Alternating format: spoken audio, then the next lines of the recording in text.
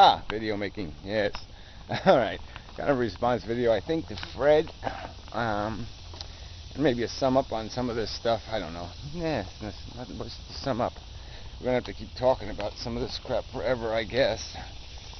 But I guess the forever part, I guess, is what I'm sort of going to get to in here. The stuff that seems like we're going to never get through it. The stuff I've been trying to swim through, you know, my whole life. Anyway, it's this word thing, this impression thing, notions.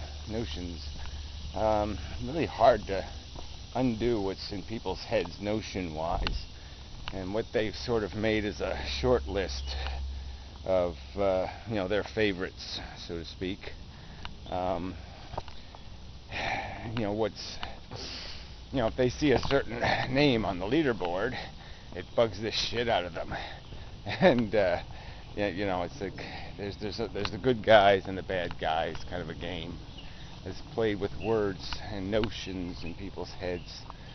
And so, you know, life is one of these words, okay? People, you say the word life, and it's one of these friendly little words in people's heads.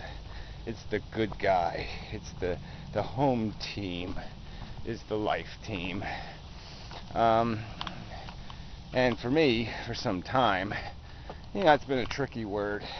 I have had a benefit of the doubt sort of attitude towards the living, you know, even an empathetic one, you know, kind of looking out for the underdog of the living. But in plain fact, I mean, you know, life is consumption and reproduction. We all are made out of Frankenstein.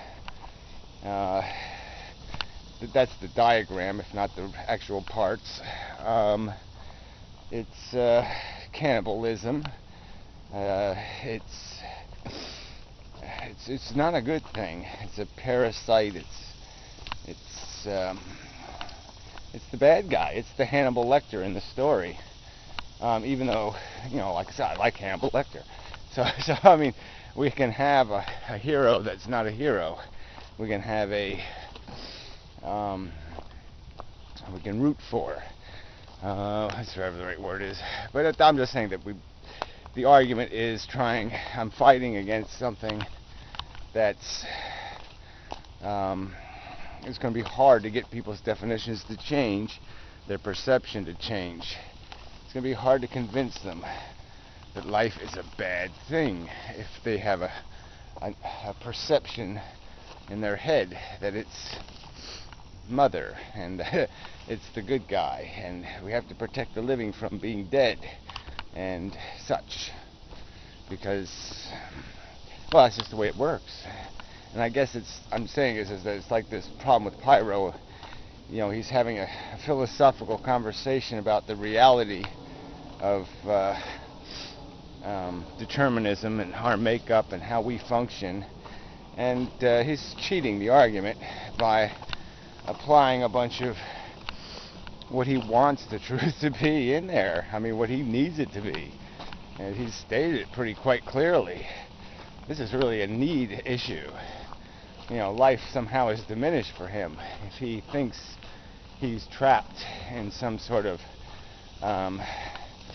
you know, spiral of, not even a spiral, some sort of some sort of maze of required interaction. You know, if A doesn't happen, or C, or some other constituent, there's just no way he can compensate for it or fix it.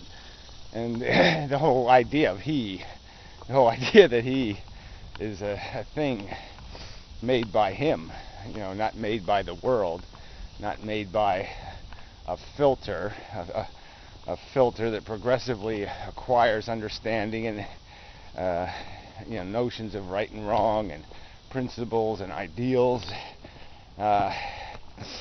you know, set or composed inside a frame of a biological life form that has personal ambition. So we're just not simple. We're just not. We say a word like living thing. It just doesn't. That's not a description. It doesn't say enough. And I guess that's what I'm getting to, because I'm not a me.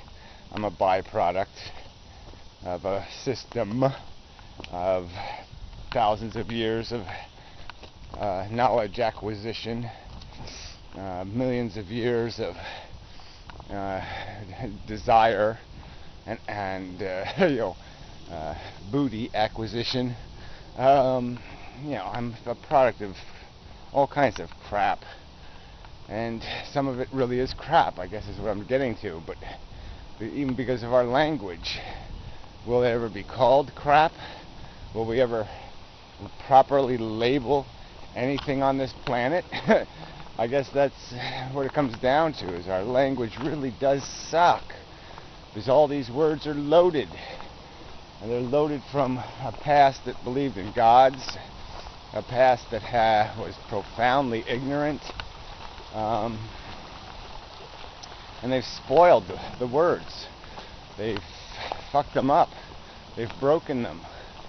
And some of that damage is permanent if you don't deliberately and willfully and openly fix it. Try to fix it. It's just not going to happen. It's not going to migrate to a truth, to a consistency, to a functionality. Language is not going to fix itself. At least not. It's going to take longer unless we do it deliberately and willfully, because we recognize the words are broken, so we stop using them.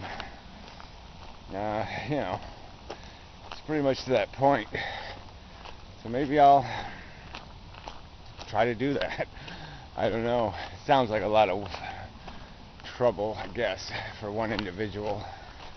And I guess if we don't have if we don't transition to better verbiage universally, then we're just in a similar problem anyway. And then people are saying words with different meanings anyway, so we'll not accomplish anything. But it's problematic, because I can say a sentence with the word life in it, and when I hear the word life now, I've recontextualized that word pretty substantially over my lifetime, and it's not a good word anymore. It's not the good guys anymore. It's recognized as dangerous and threatening, and even though I'm part of it,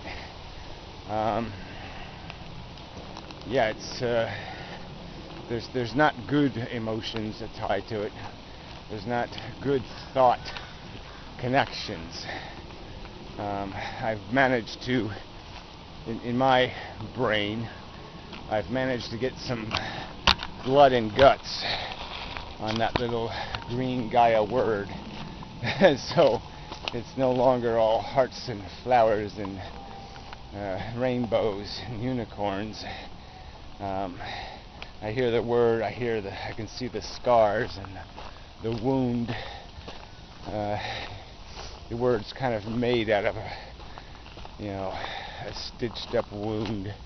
I Frankensteined it, and so it's not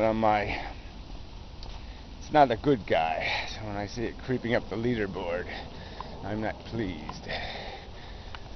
Anyway, so the whole word problem really is a big problem, because it screws up the whole idea of even communicating with each other. So that is something we've got to work on, I guess, and such. I got an allergy or something. Anyway, so I think that's enough for now, and such, until the next time and such. Blah, blah, blah.